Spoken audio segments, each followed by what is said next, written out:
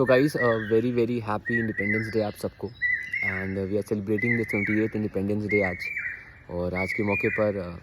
थोड़ा सा मैं परेशान भी हूँ।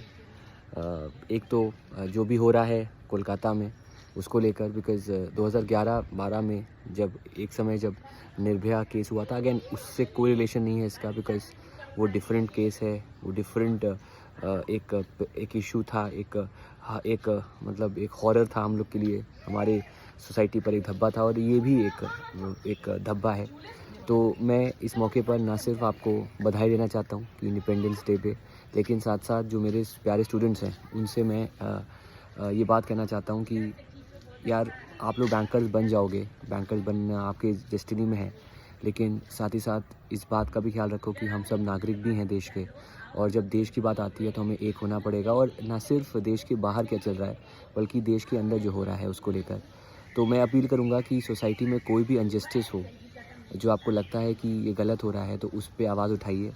एज़ अ स्टूडेंट आपका अधिकार भी है, और ये ऐसी उम्र होती है जिस उम्र में आप कैसे इंसान बनते हो आगे चलकर, कैसे एक नागरिक बनते हो रिस्पॉन्सिबल आगे चलकर, कैसे आप आगे चलकर आप पेरेंट बनते हो, वो मैटर करता है। सो इस मौके पर मैं आप सबको विश करना चाहूँगा इंडिपेंडेंस डे, लेकिन साथ ही साथ मैं आपको ये बात को आगाह करना चाहूँगा कि इस मौके पर अपने बारे में भी सोचें, देश के बारे में भी सोचें।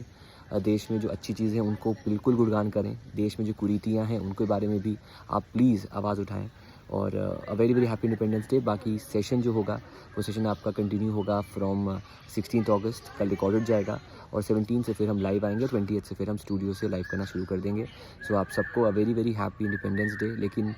इस मौके पर सेल्फ इंट्रोस्पेक्शन का भी दिन है, अपनी लाइफ में भी हमारा देश कहाँ बढ़ रहा है उसको लेकर भी,